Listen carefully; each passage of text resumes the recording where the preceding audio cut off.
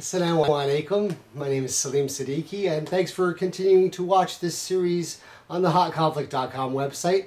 And we're continuing our story on the issue of Eid, the great celebration.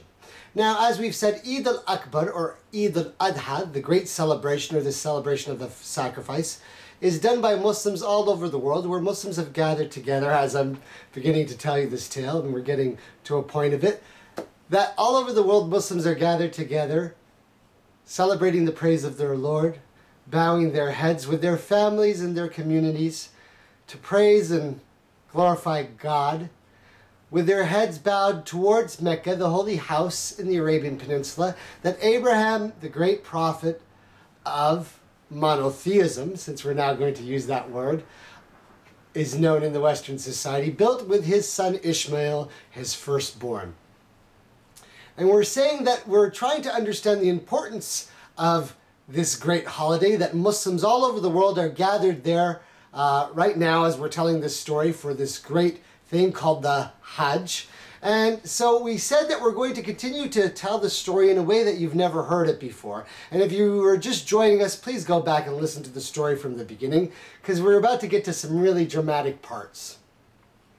Well, as you know, the story must always get even more deep and complex. And if the story is of the truth, as I'm swearing before you, then you must understand how to read the signs. Now, if the story is listened to properly and a person is ready to receive the light and listen to the light, then they are going to hear the signs and know the signs and be able to tell what everything means, because the truth is something that when it's told properly, and God help me to do so, makes all things clear and doesn't leave any misguidance. And once you actually hear the whole story, you'll know why that the truth is made clear to you and why you should never be misguided into any false deception ever again.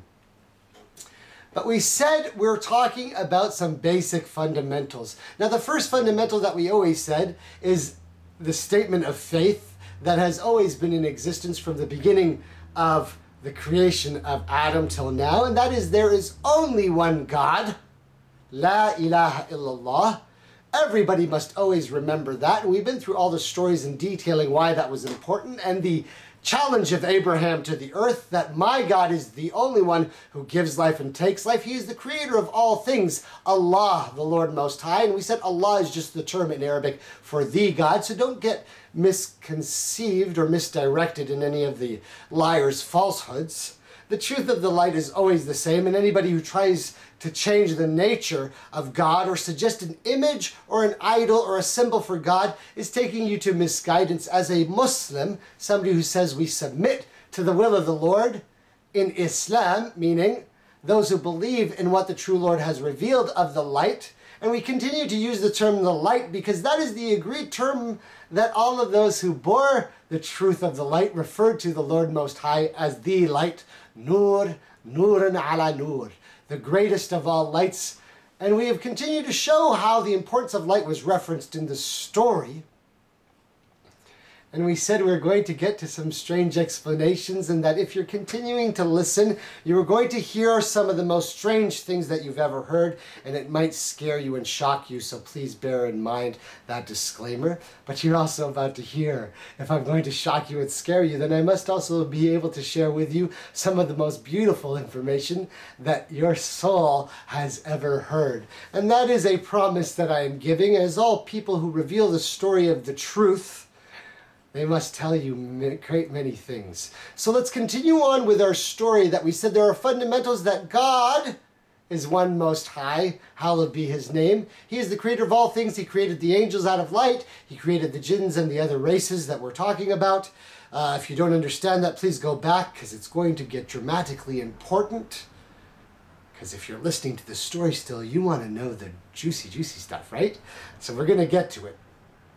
Don't get too excited. And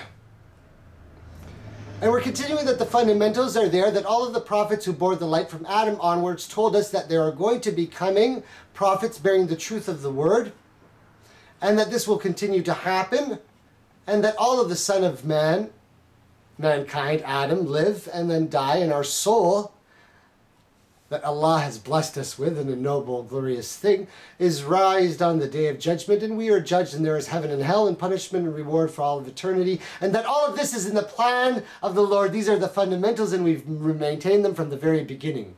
So we were continuing to talk about the description of where we were, that we have said that now on the earth there is the final prophet, and he has brought a message, and the fundamentals are the same, and so we don't need to go over them. And then there we explained the pillars of Islam, and so we said we're at a time in history, especially now in the modern age, where so much misinformation and misdirection is there, and so we're going to stay away from politics and names and just try and stay with some simple terminology.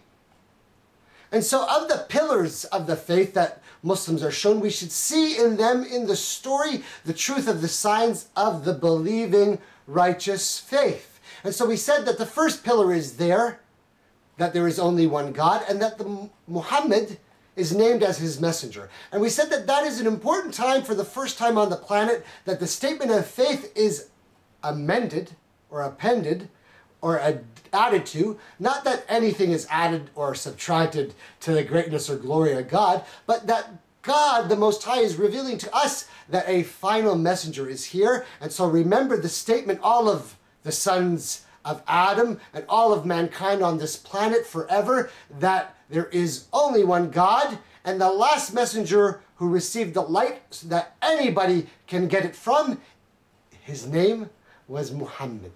And the Prophet told us the rest of the pillars, to pray, as we've taught you, in the way of all of the bearers of the light prayed, humbling yourself as a man before God, as man should not be humbling himself before anyone else or anything else of the creation. Glory and great is God above the creation. And we said that the fundamentals always must remain. And so we're continuing to tell the story that after the prayer comes fasting for the holy month, where Muslims don't eat or drink from sunrise till sunset, symbolic and actual purification of the physical body as sons of Adam, and purification at the same time for the spiritual soul, as we've continued to maintain this part of the story so that you understand the truth of the light.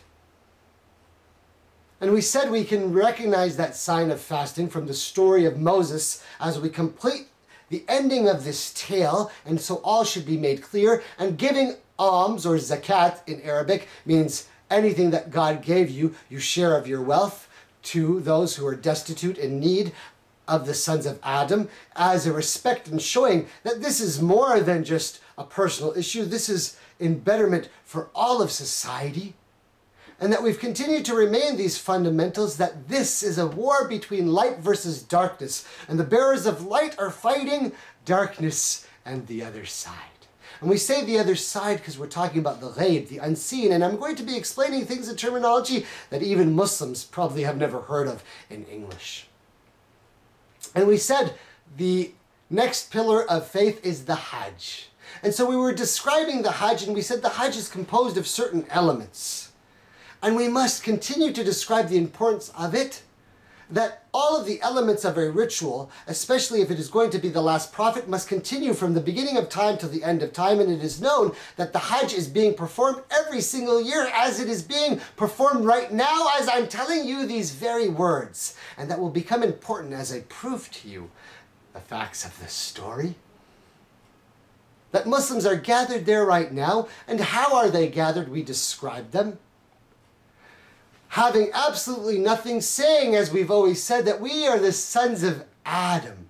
We are nothing but servants of the Lord, and no man is greater than another man. So they come bearing just plain white cloth on the bottom and on top, men and women all coming to worship by the house of God, and that there are certain rituals in the clothing that we just described, and doing certain parts of the ritual that were preserved for a specific reason. And from amongst them was the stoning.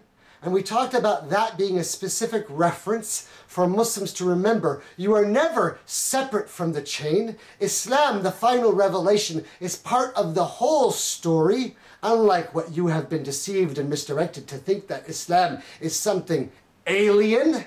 No, it is not. It is of the human race and connected to the story. So we stone symbolically to remind ourselves not to be tricked by Satan the deceiver who lies about God. And if you don't know the meaning of that, go back and listen to the story. And that action is done by all bearers of the truth to remind ourselves the significance of the great prophet Adam and his son Ishmael, who was almost sacrificed by the will of God.